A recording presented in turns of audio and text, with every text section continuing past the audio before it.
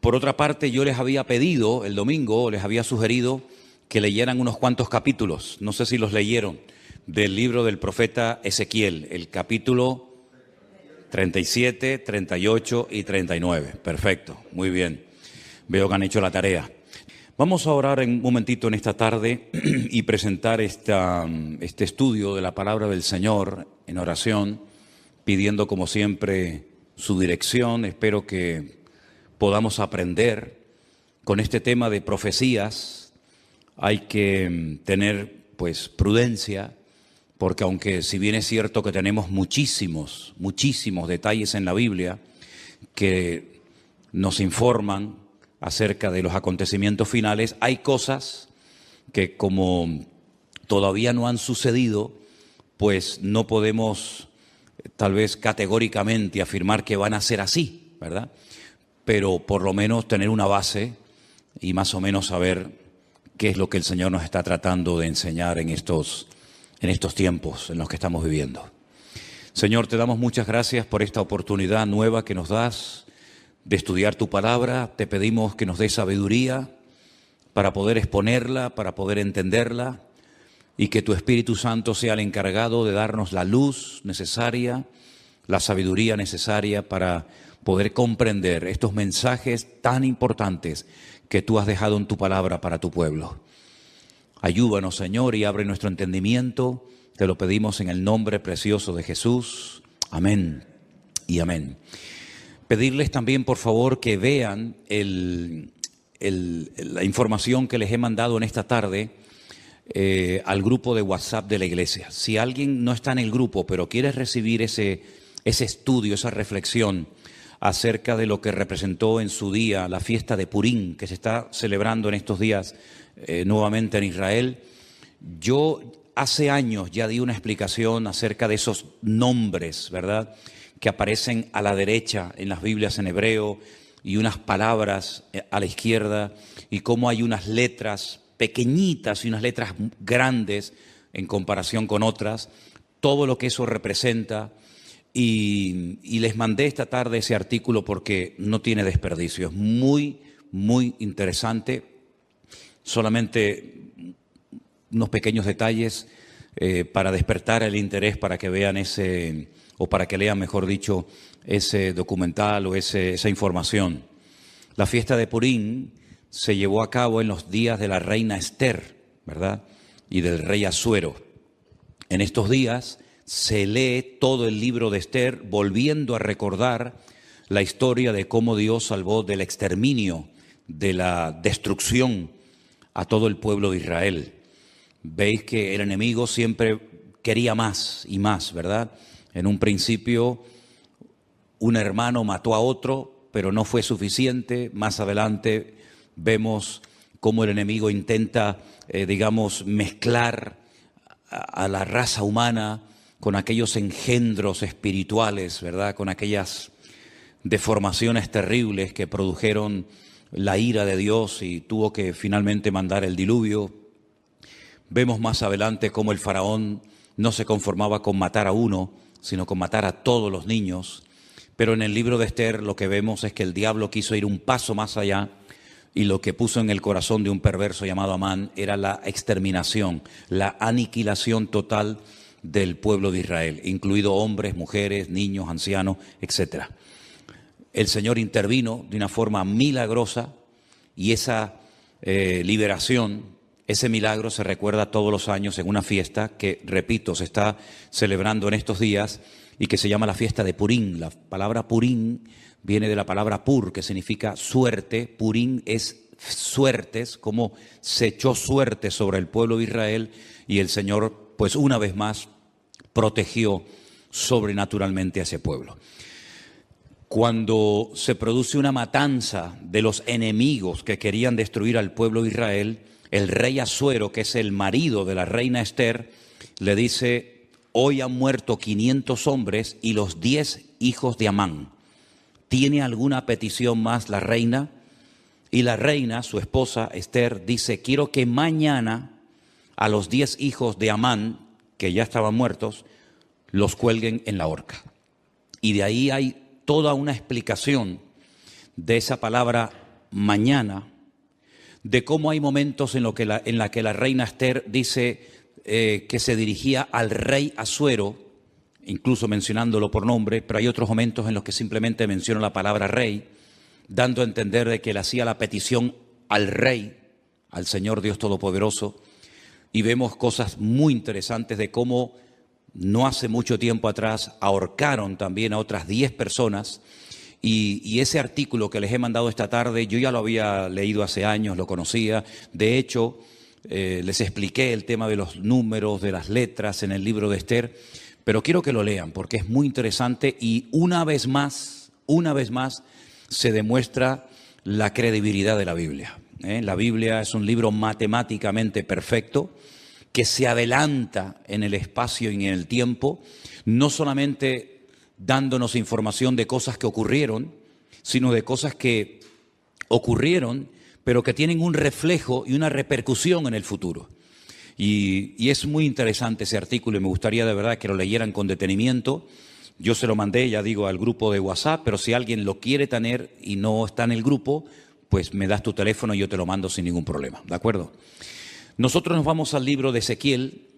Ezequiel era un sacerdote que había sido llevado cautivo a Babilonia. Ustedes saben que las tribus del norte que formaron un país y adoptaron el nombre Israel y decidieron que Siquén, la actual Nablus, fuera la capital del reino del norte, fue arrasado tiempo antes de que Nabucodonosor decidiera atacar las tribus del sur. Las tribus del sur, cuando hablo de las tribus del sur, me refiero a la pequeña tribu de Benjamín y a la tribu de Judá, que permanecieron un siglo y pico más en el territorio de Israel. También fueron sacadas de la tierra, fueron llevadas al cautiverio por Nabucodonosor 70 años, y estas dos tribus después retornan. Y ese retorno, todo lo que hicieron, la reconstrucción del templo, de la ciudad, de las murallas, etcétera, pues se nos relata en el libro de Esdras y en el libro de Nehemías, que algunos creen que era un solo libro, no dos como tenemos nosotros en nuestras Biblias, libro de Nehemías y libro de Esther. Se creen que los dos formaban un solo tomo, un solo libro. Pero bueno, independientemente de eso, vemos que Ezequiel está en el cautiverio y él estando en Babilonia, el Señor le revela una serie de cosas acerca de su pueblo. A través de una serie de sueños, de visiones, le muestra el retorno del pueblo de Israel, cómo volverían, y la ciudad de Jerusalén volvería otra vez a ser habitada, etcétera, etcétera. Pero aparte de eso, Ezequiel recibe una serie de revelaciones acerca del futuro, no para su época. Vimos el otro día, por ejemplo, el domingo, que algunas visiones, algunas profecías que recibió Daniel, las escribía, pero el Señor le decía, séllalas, porque esto no es para tu tiempo, esto es para los tiempos finales. Bueno, en cierto sentido también pasó algo parecido con Ezequiel. Ezequiel recibió profecías e información acerca de los últimos tiempos que él no vio durante su ministerio, durante su vida, el cumplimiento de estas palabras. El capítulo 38 y 39 de Ezequiel, digamos que van unidos, porque el 39 es una prolongación de lo que comienza a revelarle el Señor a Ezequiel.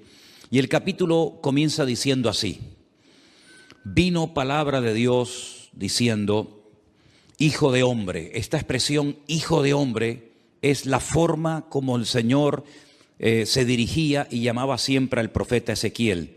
Pon tu rostro contra Got, en tierra de Magot, príncipe soberano de Mesec y Tubal, y profetiza contra él.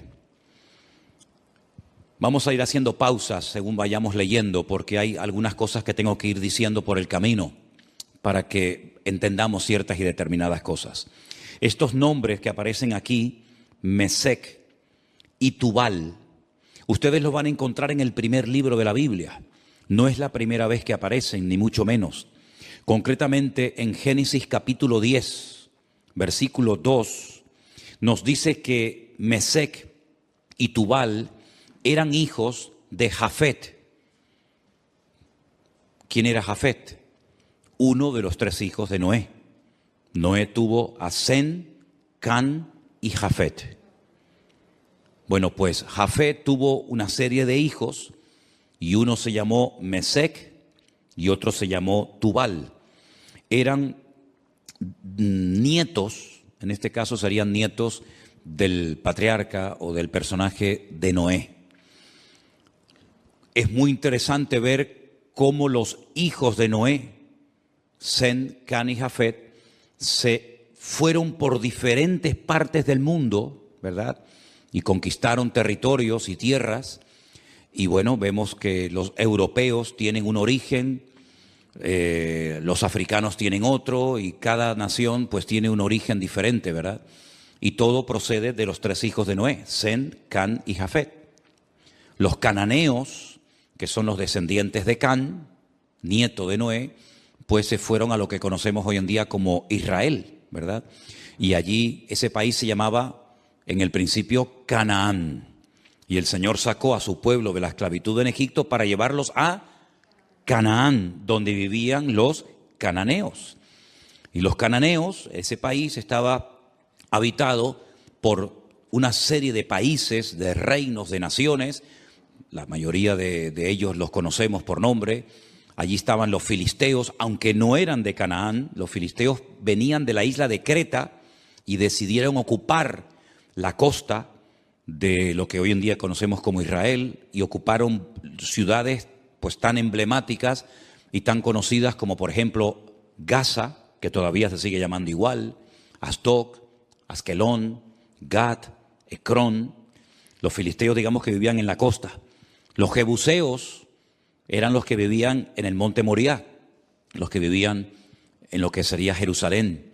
Y bueno, allí estaban los moabitas, los eteos, etcétera, etcétera. Y eran naciones que no les correspondía habitar en aquel lugar, e Israel tenía que expulsarlos de su tierra. Ahora, en los últimos tiempos, la Biblia dice que se levantará un príncipe soberano, se levantará un hombre que se llama en el Antiguo Testamento, uno de los nombres que recibe es God, pero si uno analiza el Antiguo Testamento, nunca hubo un hombre que se llamó God. God es simplemente un nombre que se le da a un personaje político que en los últimos tiempos decidirá unilateralmente, aunque realmente detrás de todo esto, por supuesto, siempre está la mano de Dios, atacar al pueblo de Israel desde el norte. No es como Amalek, que venía del sur, o como los moabitas, que venían del este, sino que este enemigo atacará a Israel desde el norte, seguramente cruzará los famosos altos del Golán y llevará a cabo una batalla tremenda. Ahora, lo que no se ponen de acuerdo los comentaristas es cuándo se va a llevar a cabo esa batalla en el valle de Meguido, la famosa batalla de Armagedón, ¿sí? Algunos dicen que esa batalla se va a llevar a cabo antes de la venida del Señor Jesucristo. Pero también el libro del Apocalipsis, y después lo vamos a ver, nos dice que después del milenio, God se va a volver a levantar y va a intentar otra vez hacer la guerra contra el pueblo de Dios. Entonces, algunos dicen que es una guerra que se va a llevar a cabo antes y después. Otros dicen que solamente antes, otros dicen que solamente después. En fin, hay diferentes opiniones. Pero vamos a seguir leyendo. Este personaje, que la Biblia en esta ocasión lo llama God, que es el príncipe de estas tierras que ocuparon los nietos de Noé, llamados Mesec y Tubal, dice el Señor: yo estoy contra ti, oh God, príncipe soberano de Mesec y Tubal. Te quebrantaré y pondré garfios en tus quijadas, y te sacaré a ti y a todo tu ejército, caballos, jinetes y todo, de todo en todo, equipados, gran multitud con paveses y escudos, teniendo todos ellos espadas. Y ahora menciona a 3 naciones: Persia, Cus y Fut. con ellos, todos ellos con escudo y yelmo. Gomer y todas sus tropas, la casa de Togarma, de los confines del norte y todas sus tropas, muchos pueblos contigo. Es decir, Gog, digamos que es el líder, el representante, el que aglutina a un montón de naciones que lo van a apoyar con el objetivo de subir y atacar al pueblo de Israel. Ahora, estas naciones que se mencionan en el versículo 5, Persia, Cus y Fut, ustedes tienen que saber de quiénes se trata, para que sepan qué naciones en los últimos tiempos se van a juntar a estos ejércitos, ¿verdad?, internacionales, con el objetivo de atacar al pueblo de Israel. En cierto sentido es como una especie de confederación, es un montón de naciones que se juntan. No es la primera vez que muchas naciones se juntan para atacar a un enemigo en común. Por ejemplo, en la Segunda Guerra Mundial se juntaron muchas naciones para atacar a los nazis, que en aquel momento eran los que estaban, digamos, controlando Europa.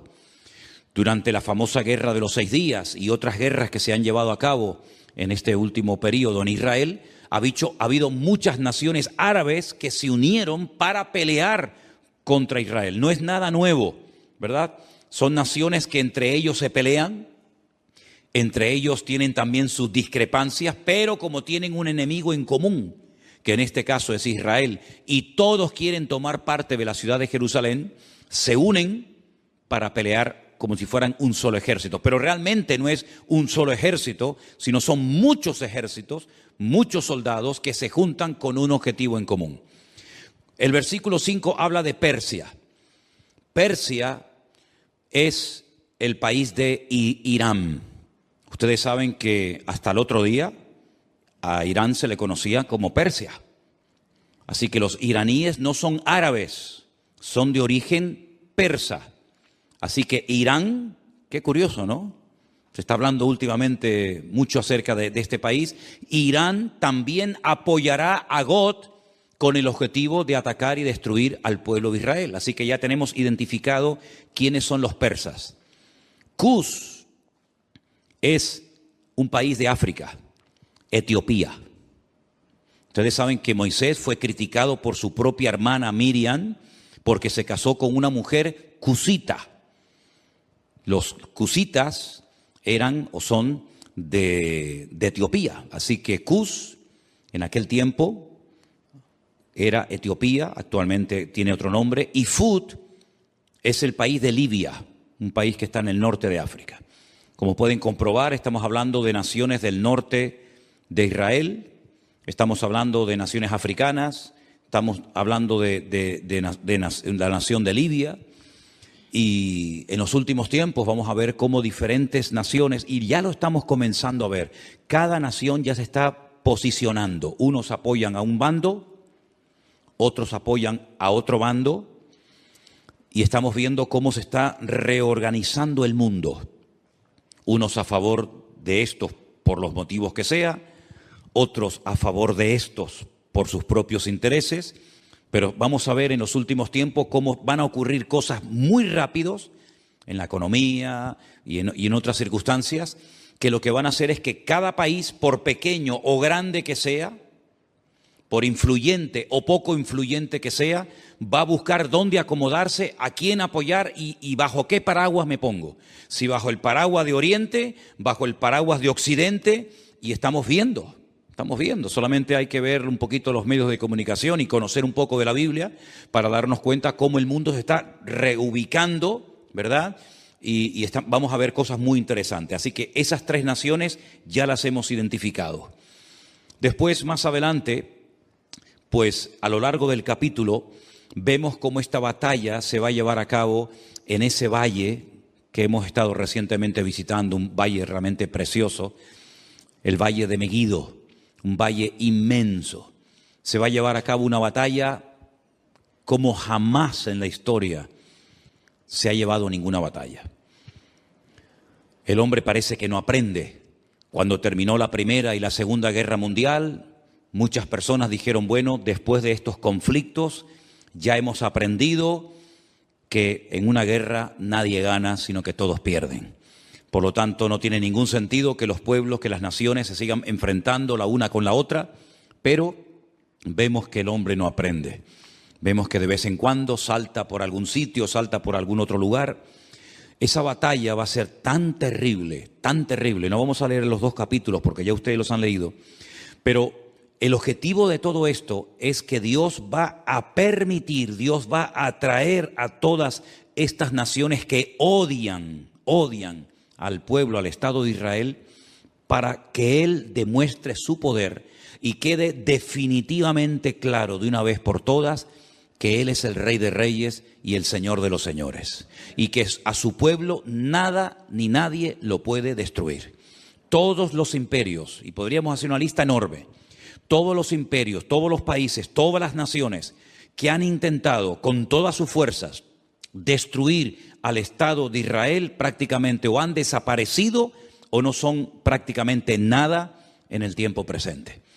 Miren ustedes, por ejemplo, el imperio egipcio, no queda absolutamente nada de él. Los babilónicos, los persas, los medos, los griegos, los romanos, diferentes imperios que a lo largo de la historia se propusieron arrasar a este pueblo. Porque este pueblo no solamente es un pueblo, no solamente son personas, sino que representa una serie de valores, una serie de principios y sobre todo representa que hay un Dios detrás de esa nación, que hay una Biblia, que hay una palabra de Dios detrás de esa nación, y lo que el enemigo no quiere bajo ningún concepto es que Dios sea reconocido como el soberano de todas las naciones de la tierra.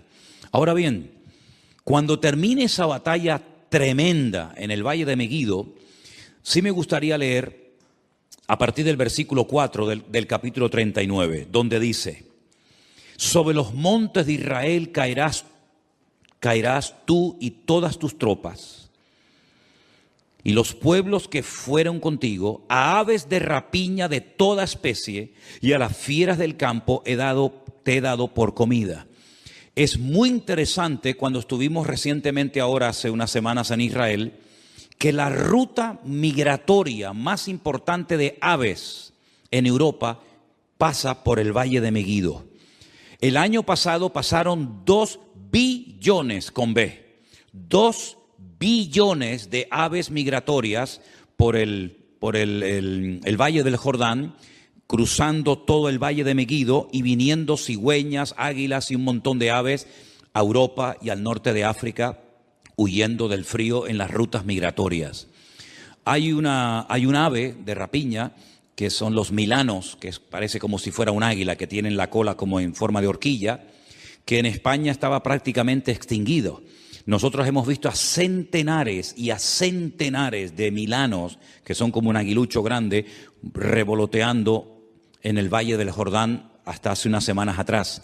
Es muy interesante ver cómo las aves de rapiña que tienen su ruta migratoria por ese valle, dice que son llamadas para que coman las carnes de reyes, de príncipes, de soldados, de generales, de comandantes que van a intervenir en ese campo de batalla. Es realmente interesante. Sobre la faz del campo caerás, verso 5, porque yo he hablado, dice Jehová el Señor. Enviaré fuego sobre Magog y sobre los que moran con seguridad en las costas, y sabrán que yo soy el eterno Dios. Haré notorio mi santo nombre en medio de mi pueblo Israel, y nunca más dejaré profanar mi santo nombre, y sabrán las naciones que yo soy Jehová, el Santo de Israel. He aquí viene y se cumplirá, dice Jehová el Señor, este es el día del cual yo he hablado. Los moradores de las ciudades de Israel saldrán y encenderán y quemarán armas, escudos, paveses, arcos, saetas, dardos de mano y lanzas, y los quemarán en el fuego 7 años. Armamento que traerán esas naciones servirá de combustible durante 7 años después de que finalice la guerra. No traerán leña del campo ni cortarán de los árboles, sino quemarán las armas al fuego y despojarán a sus despojadores y robarán a los que les robaron, dice Jehová el Señor. En aquel tiempo yo daré a Gog lugar para sepultura allí en Israel. Es allí donde va a ser sepultado, donde va a ser enterrado este personaje, en el valle de los que pasan al oriente del mar, y obstruirá el paso a los transeúntes, pues allí enterrarán a Gog y a toda su multitud, y lo llamarán el valle de Amón Gog, que significa la multitud de Gog. Aquí habla de multitud, no especifica el número de esa multitud, pero el Apocalipsis sí nos da ese dato. Porque nosotros no solamente tenemos el Antiguo Testamento para saber las cosas que van a ocurrir, por dónde van a atacar, cuántos van a atacar, cuánto tiempo estarán enterrando cadáveres, etcétera, etcétera, sino que además tenemos la información tremenda del Nuevo Testamento, sobre todo las cartas de Pablo a los tesalonicenses, las cartas de Pedro, parte también de la epístola cortita de Judas y sobre todo el libro del Apocalipsis, donde nos da una información de millones y millones de soldados, 200 millones de soldados que subirán por toda esa cordillera, por esos valles, en dirección a Jerusalén. Pero allí muere este hombre, este personaje, y la casa de Israel los estará enterrando por 7 meses para limpiar la tierra. 7 meses, todos los días enterrando muertos. Hermano, estamos hablando de multitudes, de millones de personas. ¿Cuánto se tarda en enterrar a la gente? Con una pala mecánica haces una zanja enorme y comienzas a echar cadáveres dentro. Pues 7 meses enterrando todos los días muertos. Y los enterrará todo el pueblo de la tierra. Y será para ellos célebre el día en el que yo sea glorificado, dice Jehová el Señor. Y tomarán hombres a jornal que vayan por el país con los que viajen para enterrar a los que queden sobre la faz de la tierra, a fin de limpiarla. Al cabo de 7 meses harán el reconocimiento. 7 años quemando el armamento, 7 meses enterrando cadáveres, y pasarán los que irán por el país, y el que vea los huesos de algún hombre pondrá junto a ellos una señal, hasta que los entierren los sepultureros en el valle de Amón Gog. También el nombre de la ciudad será Amona, y limpiarán la tierra. Y tú, hijo de hombre, así dice el Señor, di a las aves de toda especie. Les recuerdo, 2 billones de especies de aves pasaron el año pasado por ese valle. Di a las aves, a toda especie y a toda fiera del campo, juntaos y venid, reuníos de todas partes, a mi víctima que sacrifico para vosotros, un sacrificio grande sobre los montes de Israel, y comeréis carne y beberéis sangre. Y más adelante leemos en el verso 21, y pondré mi gloria entre las naciones, y todas las naciones verán mi juicio que habré hecho.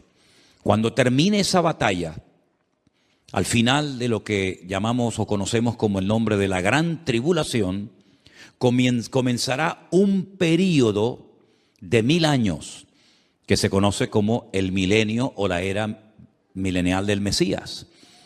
Y dice Zacarías capítulo 14, y esto es literal, no hay que buscar una aplicación simbólica porque es literal.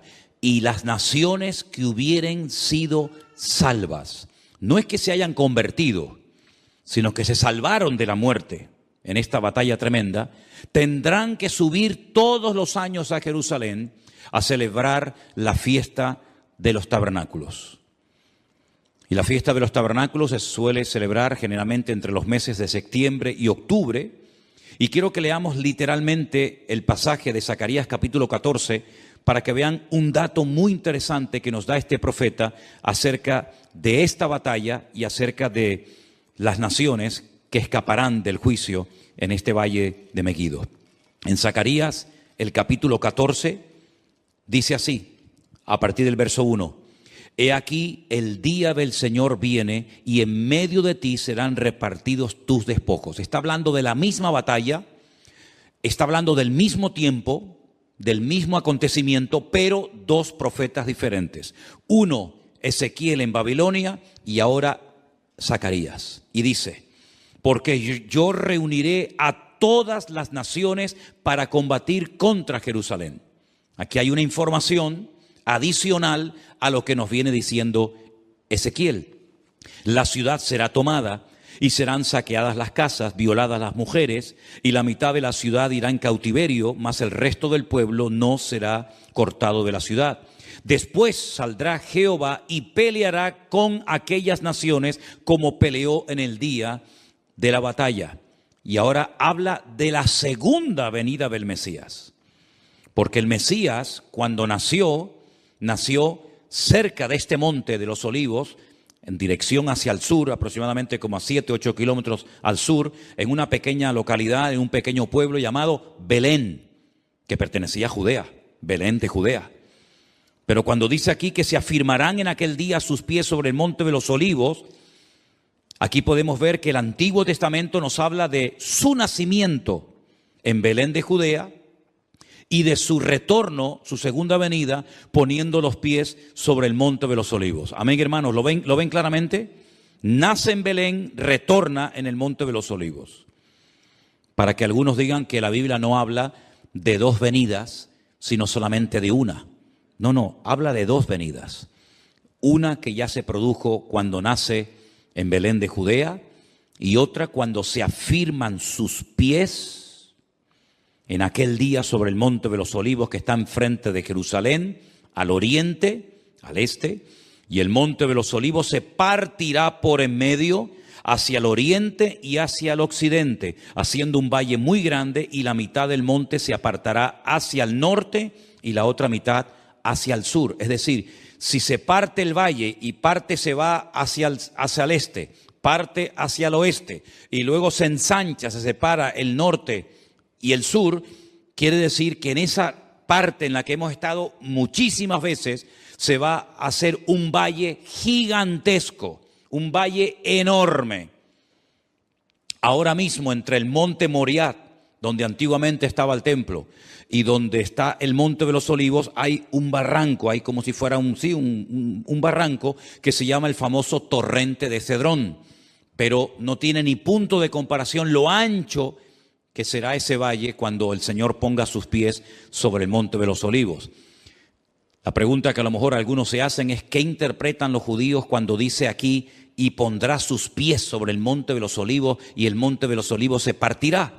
Bueno, ellos dicen que cuando venga el Mesías, que no creen que vengan del cielo, pues ellos dicen y opinan que cuando venga el Mesías, la expresión "y pondrá sus pies sobre el monte de los Olivos" significa, es una expresión como decir, y vendrá con autoridad, pero no lo interpretan como algo literal. Entonces, si no interpretan una parte del texto como no literal, tampoco pueden interpretar la otra parte del texto como literal, pero en esta ocasión se equivocan. Dice que huiréis al valle de los montes, porque el valle de los montes llegará hasta Sal. Huiréis de la manera que huisteis por causa del terremoto en los días de Usías, rey de Judá, y vendrá Jehová mi Dios y con él todos los santos. ¿Quién es el que viene? Jehová mi Dios. ¿Y viene acompañado de quién? Con todos sus santos. Esta es la segunda venida del Señor Jesucristo, donde todo ojo le verá, toda rodilla se doblará y toda lengua confesará que Él es el Señor, para gloria de Dios Padre. ¿Se dan cuenta cómo Él viene, pero no viene solo? Ya la iglesia ya ha sido arrebatada, ya fue llevada con Él, y cuando Él retorna en su segunda venida, su iglesia no está en la tierra, sino que su iglesia viene con Él en las nubes. Y acontecerá que en ese día no habrá luz clara ni oscura. Acontecerá que no habrá luz clara ni oscura. Qué cosa tan rara, ¿verdad? Será un día el cual es conocido de Jehová, del Señor, que no será ni de día ni de noche. No nos hacemos ni la más remota idea cómo puede ser, porque en nuestra mente no cabe, o es de día o es de noche. Pero dice, no va a ser ni de día ni de noche. ¿Y cómo será ese día? Solamente Él lo conoce. Pero sucederá que al caer la tarde habrá luz. Al caer la tarde, cuando se oculta el sol, es cuando ya se hace la noche. Pero aquí es al revés. Cuando llega la tarde, es cuando hay luz. Qué cosas tan interesantes, qué cambios, ¿no? Qué cambios tan tremendos va a haber. Acontecerá también en aquel día que saldrán de Jerusalén aguas vivas como ríos. ¿Saben que hay un barrio en Jerusalén por el cual hemos caminado muchísimas veces, que es el barrio de las 100 puertas? el barrio de los ultraortodoxos judíos, el barrio de Mea Sharim, las 100 puertas, que han descubierto que por debajo de ese barrio corren ríos de agua tremendos, como aguas subterráneas. Tal vez cuando se produzca ese terremoto tremendo al poner sus pies sobre el Monte de los Olivos, esas aguas broten, salgan hacia arriba, y dicen que la mitad de esas aguas irán hacia el mar oriental y la otra mitad hacia el mar occidental en verano y en invierno. Israel es el único país que tiene 4 mares, 2 internos y 2 externos. Tiene un mar que realmente es un lago, pero lo llaman el lago o el mar de Genesaret al norte. Más hacia el sur está el mar Muerto, que es mucho más grande que el mar de Galilea. Luego, al oeste está el Mare Nostrum, el mar Mediterráneo, que según como se mire, ahí termina o ahí empieza el mar Mediterráneo y llega hasta el Peñón de Gibraltar. Y luego al sur, ¿verdad?, está el Mar Rojo o el Mar de los Juncos, porque tiene un color rojizo por unas hierbas que hay allí. Como hay otro mar que se llama el Mar Negro, por unas algas que hace que parezca que el agua está negra, ¿verdad? Y dice que hay aguas de Jerusalén que llegarán y entrarán en el mar Mediterráneo, y otra parte de las aguas entrarán en el mar Muerto, y Jehová será rey sobre toda la tierra, y en aquel día Jehová será uno, y uno su nombre, ¿verdad? No se le va a llamar de diferentes maneras, sino que uno será su nombre, tendrá un solo nombre. Y toda la tierra se volverá como llanura desde Jeba hasta Rimón, al sur de Jerusalén, y ésta será enaltecida y habitada en su lugar desde la puerta de Benjamín hasta el lugar de la puerta primera, hasta la puerta del ángulo, y desde la torre de Anael hasta los lagares del rey. Y morarán en ella, y no habrá nunca más maldición, sino que Jerusalén será habitada confiadamente. No estamos haciendo referencia a la nueva Jerusalén, que es la que Juan recibe en revelación y que nos cuenta cómo es en el capítulo 21 y el capítulo 22 del libro del Apocalipsis. Esta no es la nueva Jerusalén, esta es la Jerusalén renovada, transformada, pero terrenal, ¿verdad?, en la cual Cristo, con todo su pueblo, sus hijos, estará reinando durante 1000 años. Pero no es la nueva Jerusalén de las calles de oro, las puertas de perla, etc. Pero se vivirá en esa ciudad. Y esta será la plaga con la que herirá Jehová o el Señor a todos los pueblos que pelearon contra Jerusalén. Eso no lo dice Ezequiel. Ezequiel dice que las tropas de Gog, o del anticristo, si lo prefieren así, quieren atacar y destruir Israel, pero dice que morirá, que será enterrado en Israel, pero no dice cómo morirán las personas en el campo de batalla. Pero Zacarías sí recibió el dato, la revelación de cómo morirían. Dice que será como una especie de plaga. Esta será la plaga con la que Jehová herirá a todos los pueblos que pelearon contra Jerusalén. Escuchen, la carne de ellos se corromperá estando ellos sobre sus pies. Están de pie, no están sentados ni acostados, están de pie, peleando, batallando. Se consumirán en las cuencas sus ojos y la lengua se les deshará en su boca. ¿Esto qué es? ¿Un ataque bacteriológico? ¿Un ataque nuclear? Pero esta será la forma como morirán esas personas que fueron a atacar a Jerusalén. Acontecerá en aquel día que habrá entre ellos gran pánico enviado por Dios, y trabará cada uno de la mano a su compañero y levantará su mano contra la mano de su compañero. Se matarán entre ellos, se pelearán entre ellos, se matarán entre ellos. Increíble, ¿eh? Judá también peleará en Jerusalén, y serán reunidas las riquezas de todas las naciones de alrededor, oro, plata, ropas de vestir en gran abundancia. Así también será la plaga de los caballos, de los mulos, de los camellos, de los asnos y de todas las bestias que estuvieren en aquellos campamentos. todos los que sobrevivieren de las naciones que vinieron contra Jerusalén, aquí hay un dato muy importante, subirán de año en año para adorar al Rey, a Jehová de los ejércitos, a celebrar la fiesta de los tabernáculos. Todos los años tendrán que subir. ¿Por qué la fiesta de los tabernáculos y no otra fiesta? Porque las 3 fiestas de obligatorio cumplimiento que recibió el pueblo de Israel, que son Pascua, Pentecostés o Shavuot y la fiesta de los tabernáculos, las 2 primeras ya tuvieron un cumplimiento profético en la vida del Señor Jesucristo. Dice Pablo, Él es nuestra Pascua. Jesús fue sacrificado, fue crucificado, murió en la fiesta de Pascua.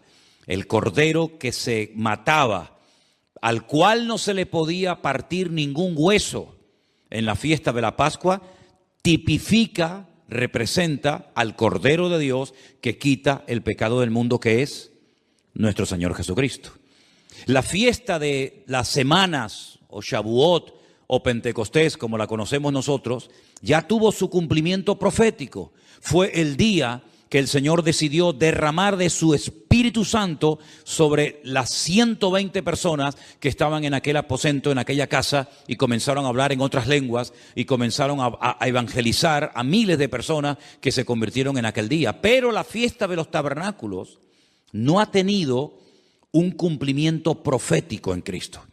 Pero dice en el libro del Apocalipsis que cuando Él venga, Él pondrá su tabernáculo entre los hombres. Y su tabernáculo, su suká, es nada más y nada menos que su misma presencia. Él nació en la fiesta de los tabernáculos y Él exigirá que en la fiesta de los tabernáculos todas las naciones que hubieren sido salvas tienen que subir de año en año a Jerusalén a adorar al Rey, a Jehová de los ejércitos. Y el que no suba, dice la Biblia en el verso 17, no vendrá sobre ellos lluvia. ¿Qué les parece? Si la familia de Egipto no subiere y no viniere, sobre ellos no habrá lluvia. Vendrá la plaga con la que el Señor herirá a las naciones que no subieren a celebrar la fiesta de los tabernáculos. Esta será la pena del pecado de Egipto y del pecado de todas las naciones que no subieren para celebrar la fiesta de los tabernáculos. Así que cuando nosotros decimos que lo mejor y lo peor está por venir, es cierto, queridos hermanos. Cosas tremendas que hemos leído en esta noche, por lo menos en parte, y otras que no hemos leído, tienen que suceder en algún momento. ¿Quién nos iba a decir a nosotros que íbamos a ser protagonistas de ciertas y determinadas cosas que ya han visto y están viendo nuestros ojos cada día? Yo les recuerdo que hace 2 años, solamente 2 años, no se hubiera podido celebrar aquí este culto, porque estábamos todos confinados, encerrados en nuestras casas. Y esa experiencia, que para algunos era una locura y un disparate, que todas las naciones de la tierra, que todos los cristianos del mundo, que todas las iglesias, igual da de la denominación a la que sean, tendrían que cerrar las puertas durante algunas semanas o meses, ya en nosotros es un hecho que ya sabemos que pasó, porque también lo vivimos en carne propia.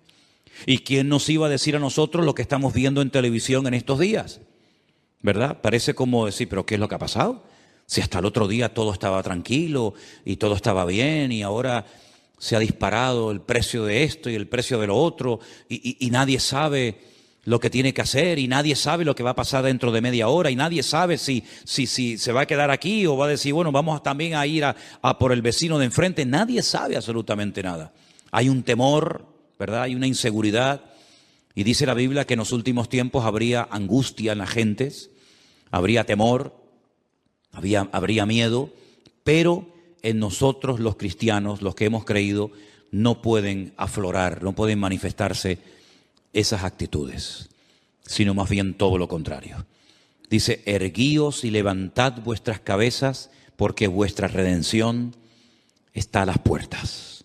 Y todo esto es la señal de que todo lo que está escrito en la palabra, que hemos leído y predicado durante años y años, pues llegará el momento que, si el Señor lo permite, lo vamos a poder contemplar y lo vamos a poder mirar con nuestros propios ojos.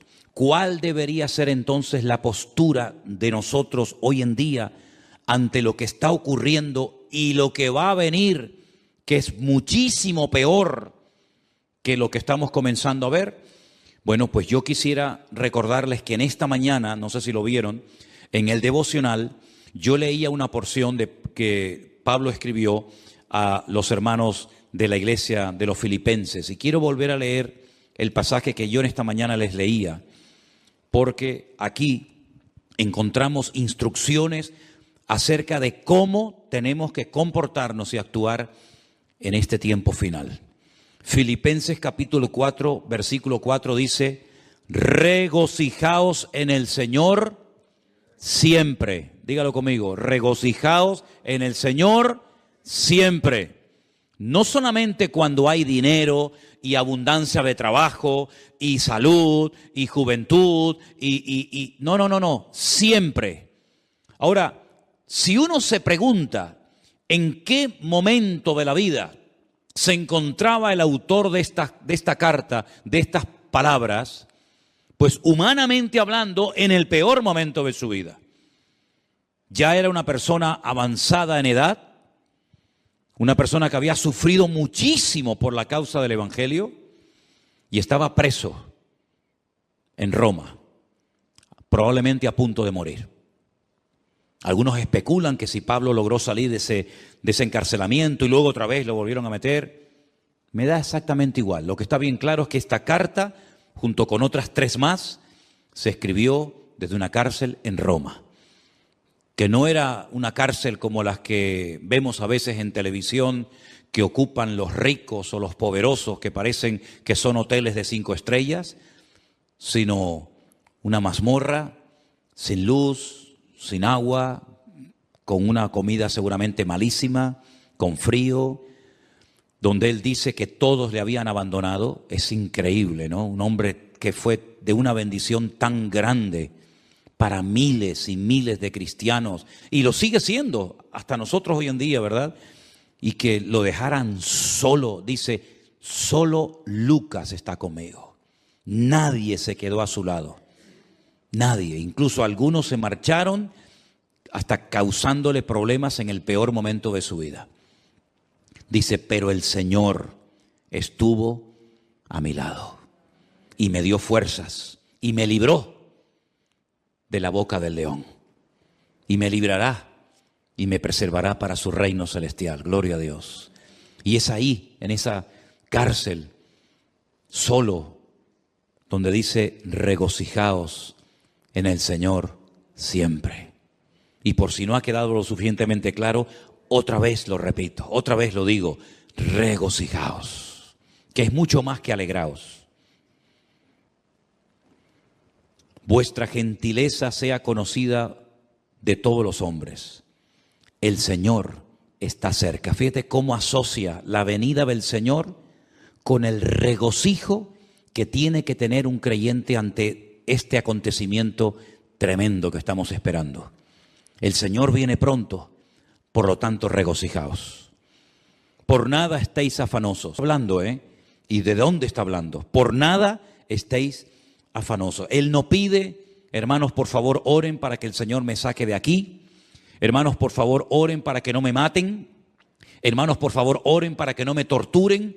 En ningún momento sus peticiones van en esta línea, sino que a veces cuando pide oración es para seguir predicando la palabra, para seguir ganando almas para Cristo. No le da lugar a la tristeza, a la depresión. Por eso yo digo una cosa, hermanos, y lo digo para todos, y también para mí, por supuesto. Cualquier cosa que podamos estar padeciendo,